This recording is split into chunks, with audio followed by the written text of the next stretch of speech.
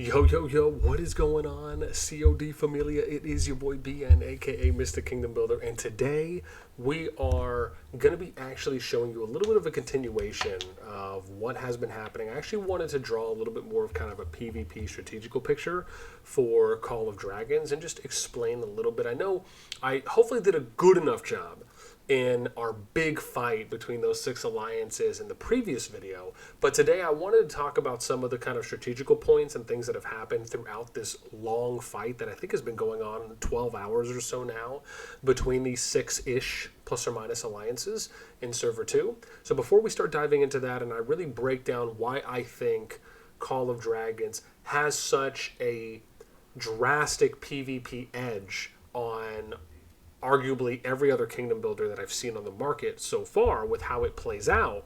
And again, in my experience, as always, if you enjoy the content, make sure you sub, like, ring the notification bell, and if you want to join and be a part of our conversation, hit up the Discord. You can find a link to that in the pinned comment description right down below. So let me start off and say that having ranged element, not only with range as in archers, mages, axemen, throwing axemen, but also having flying units really adds even though flying is range, the fact that you can traverse territory and go over rivers and, cut off, it's just, there's so much untapped potential right now in Call of Dragons that it almost makes me think if they were to come out with a PC client or if they were to figure out how to maybe just improve some animations as well, just to make the fights a little bit more seamless, right? To reduce some lag in areas. I have actually figured out how to do some settings on my LD player, which just were a drastic improvement, and I noticed that I was able to just pay attention to the fights that were happening a lot faster, and I had 0 crashes when I was testing it earlier. So we'll see if it plays out the same way now. I don't know if we're going to have as large of fights, but when I did test it out before and was watching a large fight, it was pretty seamless. So I'm hoping that with the settings I have now, it'll last, and that way in future videos when I do big fight coverages, it'll end up playing out a lot better. But let me first start off and just kind of lay you some landscape here. So in Server 2, there's a fight that's been going on in one of the Zone 1 areas, which is Forgotten Lands, right? And this is mainly because what's happening is that TA and ATM are trying to block access, right? So you got TA here in the purple, and then red is, oh gosh, it should be ATM, wherever, here we go, right? So there you go, you see that connected there, so ATM. So they're essentially trying to deny access north, right? Because the way that the map is laid out is, this is the southern part. You have this essentially big wall, and you cannot go past it. There's no way that you can get from one side of the map to the other from the southernmost section of the kingdom. What this means is that if you end up starting here in Calthea, you pretty much have to go all the way around like this in a big horseshoe circle, going through all the Zone 1s like this, and then get all the way back here, right, to burning lands. So the way that you can kind of speed this up is by going through Zone 2, right? So that's essentially going where you see them, Forgotten Lands, right? We see them fighting now. So what they ended up having to do was to make it over here into Lorcan, right? And then come around. Or what part of it happened was that they went this way through Darlin and then came out on Forgotten Lands, came into Forgotten Lands and then worked their way up. But you can see here that PKO2, they kind of did the Zone 2 option, right, where they came through, and then, at least it looks like, I think, came through and then went around. But in short, where we're at now, and from what you're seeing, is that Forgotten Lands is kind of the forward operating base for a few of the alliances, right? So you have DWD, which is one of them, PKO2, OWO, and then we have EMP, right? So that's kind of the 4 more active, right, alliances from one side. And then on the other side, you have ATM, you have TS, and you have TA, right? So for the most part, the fights that have been happening so far throughout this kind of 12-hour just crazy siege have been TA and TS with predominantly more focus on TA. And let me just kind of give you an example here of what I'm talking about, right? So I'm just going to zoom in a little bit, mainly just so I can see some of the rankings, right, that we can show you. So if we go to rankings and you look at Alliance Power, you can see here that TA is catching up to EMP, right? Before, I think they were top 5, and now they're number 2. So you can see they're really putting pressure. And in short, they're basically doing a 1 versus 3 against the top 4 alliances. A 1v4 against the top 6. Now GRZ, I don't believe to my knowledge has really been fighting at the moment. I think they're kind of more neutral or just waiting to see what's going to happen. So it's been TS, TA, right? And again, they're somewhat powered. I mean, they're pretty close to DWD, but when you compare that going to PKO2, right, the power gap, of course, increases. So it's really 2 versus 4 within the top 7, and then you have. Then you have, where's ATM, right? Then you have ATM, which, maybe they're just kind of using it as a shell, kind of forwarding base, right? So they're 81 mil. It's not too big right now, but that just kind of gives you some ideas, right? If we look at personal power, you can see Junie is just, dude, a cut above, right? I don't think Mao, from when we last checked, has really been powering up that much. Fish has been going from OWO, but Junie really has just been making. And then you have another account here at 16, right? This account from TA, the second one. This is the leader currently. I can't recall if this is Junie's second account or if it's just another person who's playing this one. But this account has been powering up. They're probably going to end up being the number 3 just because they've been powering up well. So I could foresee them passing Immortal and Mao here on the top of the boards. And then you'd have the top 3 players, 2 being from TA. So again, right, and then you have Dada, who's one of the officers at TA. He's number 8, right? So now you have 3 of TA that are in the top 8. And again, right, it's okay. And then you see a few more 16, right? So some coming up, right? But it just kind of give you an example, an idea of really where they're at right now. So this is what has transpired so far on the map. So here in Forgotten Lands, what initially happened is EMP had dropped a fort right around where ATM's fort is right now. And they were doing a forward push. PKO2 was pushed up pretty much to about here. And they, I believe, had one more flag here, right? So TA had kind of done a drop a couple flags away from them. And they were able to build out the CF and 2 flags, right? So they only had 2 flags out. And it was, in the previous video you saw, right? It was the 2v4 that was happening. So over time, they were able to destroy EMP's CF that I think was around 75-ish% that they were able to get it to from when I last saw. And then ATM drops theirs. Now TA has been pushing PKO2 back, and EMP dropped a fort here. Now I don't know how far the fort is built at the moment, or if it has finished. Oh, so see, it's close. But you can see no one from EMP is really focusing on getting the fort built. Maybe they just feel that, hey, it's at 97%. I don't really think anyone's going to mess with it. But you can just see, right, a bunch of EMP players that are still there, right? They're obviously trying to flag out even more.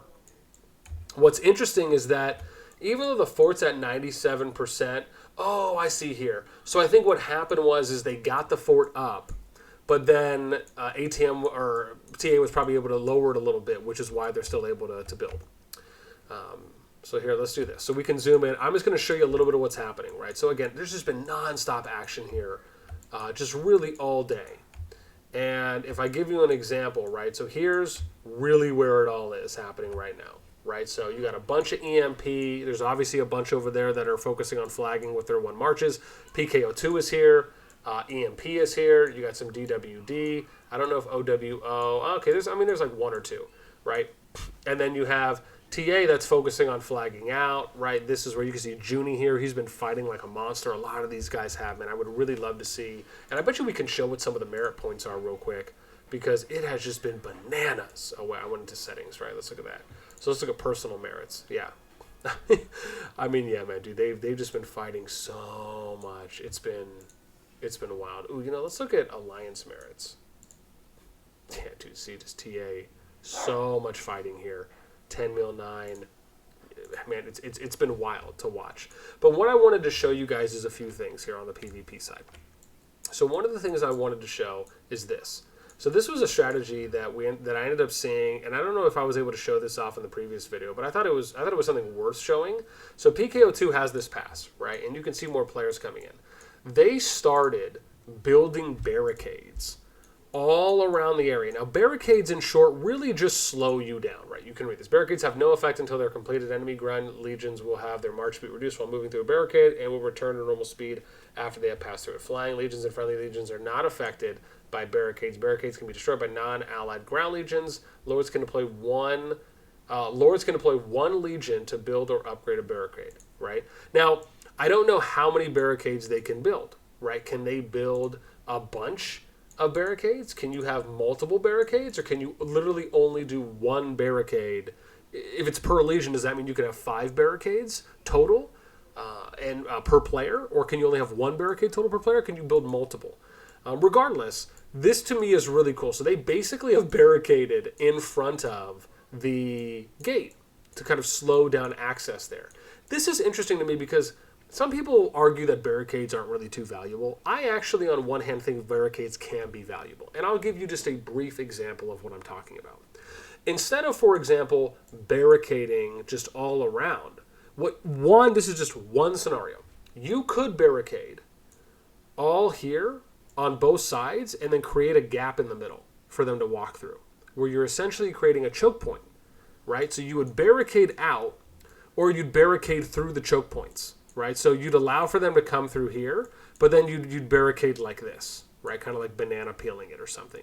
And the reason why you would do something like that is because it gives your opponents a predetermined, a telegraphed route, a path that they would go down. So you can use AoE skills, you can use single target or single line skills that are basically able to hit multiple enemies or opponents and inflict the majority amount of damage, right? Now, you could also argue that by barricading, it could still allow for you to get skills off as well. And I'm not saying that this is a poor or a bad strategy at all, but it just gives you an idea on how you can do it. You can even layer barricades where you would do like one here, one there, and then one here. And you do it just enough to where they would either, even if they microed, right, they still would essentially kind of end up running, but it actually saves you. Kind of doing them next to each other doesn't really seem to be the most effective. And when I click on them, you can kind of see they have a circular ring. So if I look here and here, these barricades are so close together that, you know, how wide a unit is, if I was to click on a unit, right, the circle is arguably maybe their defined area. You could actually build a barricade where it's near the edge of one side of the circle and then near the edge of the other side of the circle, right? So you're basically kind of maximizing your positioning and your space between.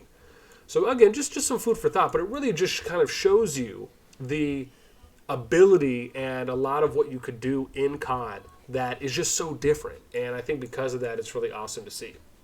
So as an example, you got the stack healing that's getting thrown down right now from the staff artifact, and a lot of the players are healing up, right? And now you're just kind of at this point where you're just doing a little bit of poking here and there, right? And then all right, so here's that skill that just came out that you saw where it's like, and then another one, right? And you could see multiple red, right? So they're getting, and this is just an example. Look at how far they've already been taken down just from 2 of the purple skills and maybe 1 other, right? And then bam, now you got a bunch of dead. So just really cool to see how that effect goes, right? And in this situation where now they're kind of getting pushed, this is where you would save some of those skills. Looks like multiple heals are coming down. Look, see, they're getting one over here. You saw some of the purple. Looks like buff that was coming, and multiple negative reds that are happening right now. And in this situation, right, sometimes you can make the argument, you know, holding your ground and just doing multiple heal stacks could work. But honestly, in these cases, with just a lot of dead that's coming in, it might have actually been a little bit better just to kind of spread out and micro a little bit, you know, and then doing some single target focus, right, I think is really good, where, you know, I mean, obviously they had a lot here that we're building. This is the thing, right? When you're building flags, you want to make sure, especially when you're in a war zone, that you are not just leaving your builders there. Right? Don't take it as, oh, hey, it's okay if we just lose. When you're in a war zone, you don't want to be building, especially when you're on like the forward area with your engineering, right? With like your Craigs and your Chakchas, right? You don't want to necessarily build flags with those units just because you're probably going to take free deads, right? You want to really build with PvP units, and then that way you can transition those between fighting and building, so it's more relevant. You're not just taking unnecessary dead for no reason. Now, and the reason I say this is because then you also have another march out that can be impactful. Now, if you notice that there's a situation or a moment, a moment where, you know, hey, you have some time and you're really close. Like maybe you're able to push your city to one flag and then it's close to the forward area and you're saying, hey, it's okay if I throw one of my engineering or flag building legions on it, then that's different because you have a shorter transition time between when they go back to the city and then when you can put the next legion out. Or I guess that would be a slower turnaround time in short. So yeah, but this is just, I mean, again, awesome to see this, right? So right now EMP's doing some pushing, right? You can see EMP, there's DWD here, some PKO2.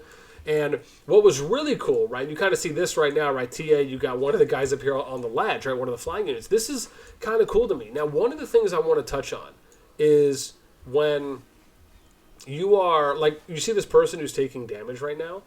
This player, Desertion, right, took some damage, even though none of the units were close enough to fire, and as far as none of the opposing units. So it's almost as though they took damage for no reason, right? Like it's almost like you took counterattack damage when no one was hitting you. That is something that I've been noticing in the game that I just don't agree with. Here's an example, right? You look at this guy taking damage. There's no one attacking him.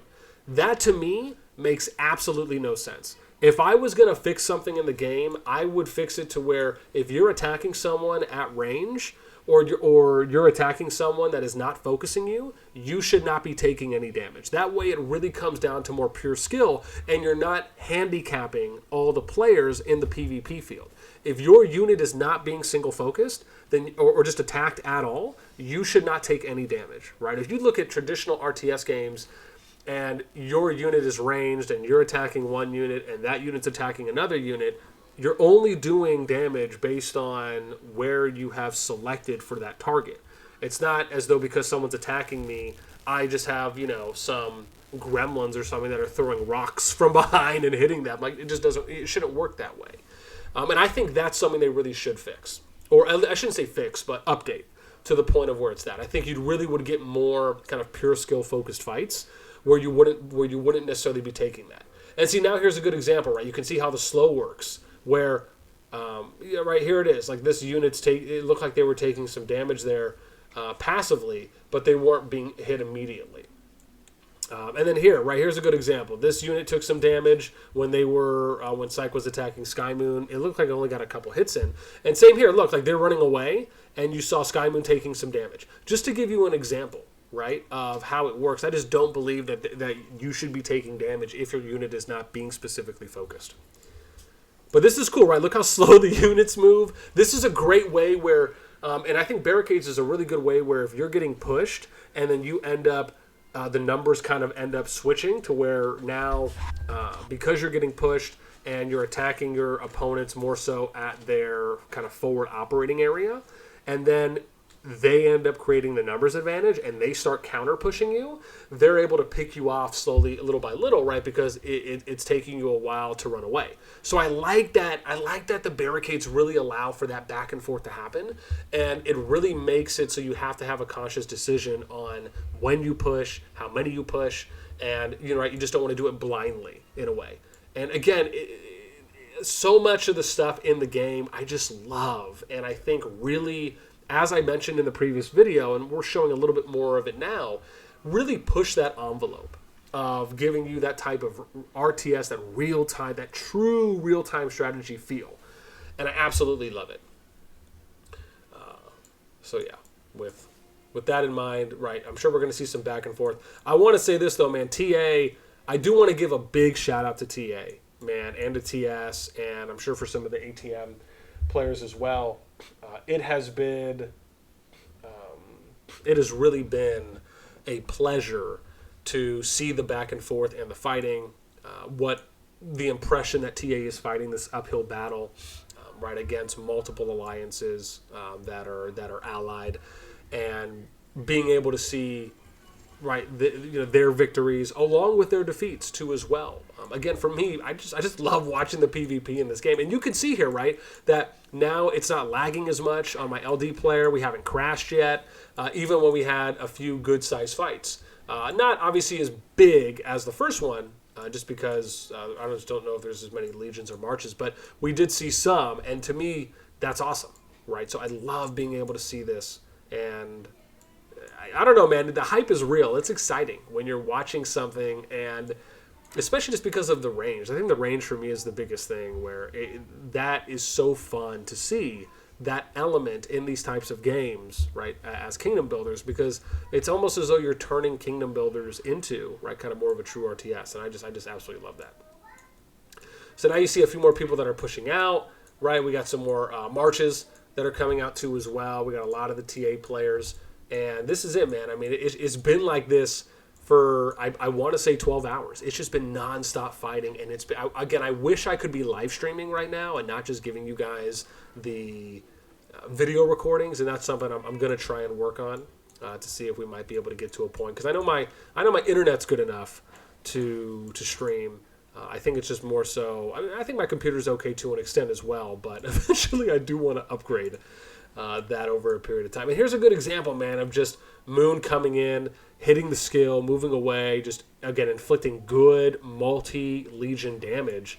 And when you're operating in these small squads, right, this is really where you want to single focus. Like, everyone should be single focusing this Astro guy, right? Like, you should have been doing that while he was running there. And then the moment that he pushes back, you disengage. And then you reposition, and you wait for someone else. Then you focus this Sherlock, or you focus this Booyah player, right? And you reposition yourself so that way, you know, you're not just kind of stuck in that sense. Like, again, they're doing really good of being together. And I almost wonder if they're in voice right now, because it does seem as though they're kind of moving in unison, being able to use those heals constantly, being able to use any skills that are able to kind of inflict damage, and artifacts, right? And we'll obviously touch on that once I end up memorizing a lot more. But man, I could record this for days. To me, this is fun. Like, I could watch these fights constantly because the game is just super engaging. I mean, here's an example, right? Have everyone pick this guy off. Have everyone go over here and pick this adversary guy off, right? Like, these are just free kills that you're getting, right, where you see these lines. Go over and try to pick up the Sherlock. And, dude, the cav in this game is sick. It moves so fast, right? You can see Sherlock here running cav. Right, so here you go, right? Good notification here. Good heads up on being able to go and hit adversary. Unfortunately, a little bit late. I don't know if they're going to be able to get the full. I love the slow coming down from the ice ball there. And then you end up seeing the purple rain just wrecking. And, oh, wow, dude, adversary doing some damage there too as well, right? If you saw just a big gap. I think it probably was from the skill damage and possibly from the artifact that he hit there. But again, right, still, and this is the thing, right? If you're able to get some heals off here, where everyone comes back and they start popping off more of the heals. Oh, it looks like they are. See, just, again, great awareness here, right? This is the time, even though this is just a few people, I love the fact that you, just from watching them play here in this small group, you can tell that either they know either they have an idea, have a somewhat of an idea of what they're doing, or they're possibly in voice coordinating and saying, hey, come back, I'm going to drop a heal. That's the type of stuff I'm talking about, man. That is what is so exciting about the potential that Call of Dragons has on the PvP side. It's just, I don't know, man, the mechanics are next level to me. Again, even if I compare this against what I think the pioneering game is right now, which is Rock, dude, COD blows Rock out of the water when it comes to just PvP mechanics, the capabilities that you are able to do in this game. This, to me, is exactly what Rock should have been, right? And I really hope Call of Dragons is going to take those next steps, because there's so much potential here in this game. And honestly, I could sit here and commentate all day and just talk strategy, talk tactics, talk history, talk rivalry. I mean, man, I love, you know, for some who may not know, right, I used to enjoy doing a little bit of color commentary. But, man, it's awesome, man. I just love it. I love the back and forth. I can't tell you how much. I'm sure people are like, man, he said he loves the game so much, so often. No, but it is, man. It's dope. So, anyways, man, that's going to be it. I'm almost at 25 minutes here. I hope you guys enjoyed this video with my hype, with being able just to watch some really cool PvP, getting more of an in-depth explanation on how the PvP operates, what some of the potential is, some of the capabilities are in the game. And if anything, maybe this video will help you get some interest in checking out Call of Dragons when a new server comes out, which I think right now as of recording, we're waiting for server 5 / a new server / announcement on global release. And if it helps at all, there has been some wording that people have shown me that states that the game is stated on some of the official areas from the developers that the game is going to release this year in 2022. So, you know, maybe it comes out November, maybe it comes out in December. But again, just wanted to kind of throw that in there as the last little tidbit. So that's it for me. Again, would love to hear your comments. Let me know what you guys think about the PvP so far here in Call of Dragons, especially for those of you that haven't either had a chance to see it. If you're in Server 2 and you want to give us a little bit of some leeway, I know there's been some trash talking back and forth. I love it. I love it. I eat it all up. It's great. With that being said, that's it for me. As always, until next time, we'll catch you later.